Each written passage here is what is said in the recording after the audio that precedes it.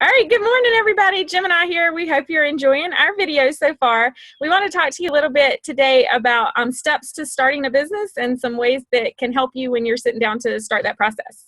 Yeah, Leanne and I get so many emails and messages. We think that everybody would understand how to start a business, but I guess we take it for granted because we've both been running our own businesses for many years. But there are definitely certain steps you want to take when you're getting started. And people always say, well, what's the first one? And I think the first one you have to do is write out a plan, right, Leanne? Yeah, oh, absolutely. And Jim and I both, when we sit down to do things, we'll start writing out stuff and sort of put it in different sections on the page. But you have to really, if it's creating your name or, getting the process started for setting up your LLC or your entity and how you're going to set yourself up, you have to just sort of put it all on paper and make a business plan. Yeah, and I think that's the term. People hear business plan, they hear executive summary, and they really don't know what that is. And really, in short, an executive summary is just that. It's a summary of what the business is. Sometimes it's just a few paragraphs saying, this is what my business is, this is what the goal is, this is what the market size is, this is how much money I think can be made or how big the business can be. And a business plan, of course, can be 5 pages, it could be 500 pages. I've seen some pretty big business plans. And that's where you see people lay out the financial projections of the business, the team of people they're going to work with. So having that plan, laying things out so it's clear to you on paper and that you can share with other people, especially people who want to maybe invest in the business, is a critical first step. Absolutely. And I think a lot of people get overwhelmed when they look at the business plan and they get a little overwhelmed with what they have to do and think it has to be a certain way. I think the biggest thing is just start putting it on paper. Just Right. start writing down your ideas, put down your projections.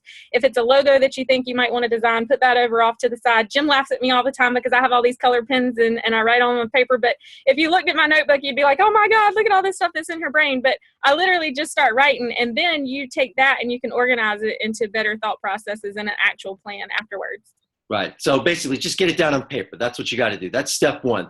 The next step is you got to form some sort of a legal entity. Now, we're not accountants. We're not lawyers. So we're certainly not going to tell you exactly what you should do. But whether it's an S Corp or a C Corp, or even if you just file an LLC, again, these are terms you hear. A lot of this is about protecting yourself from the business and the things that happen in it. So personally, you don't want to be responsible if you have a client or you provide a service and something happens. You don't want to be sued personally. So again, we'll let the accountants and lawyers advise you on this, but that's something you want to be aware of, that you need to form an entity that makes your business real. And you also have to file with your local state or even county. So here in Atlanta, Cobb County, I have to have a business license in order to be in business. And then the state of Georgia wants to know who you are because, you want to pay taxes, or you don't want to pay taxes. They want you to pay taxes. But that's the second big thing. And then, of course, Leanne knows this very well, especially in her business, you need to surround yourself with professionals like lawyers and accountants that you can trust.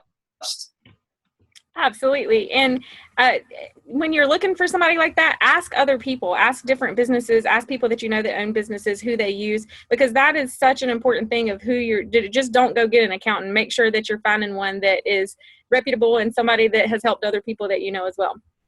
All right. So we're going to cut it off there to keep this not too long. And look, we hope you've learned a little something here about what you need to do to get started. So on the next video, we're going to go further about next steps to taking that idea you have on paper and growing that into the actual business. So we'll talk to you guys next time.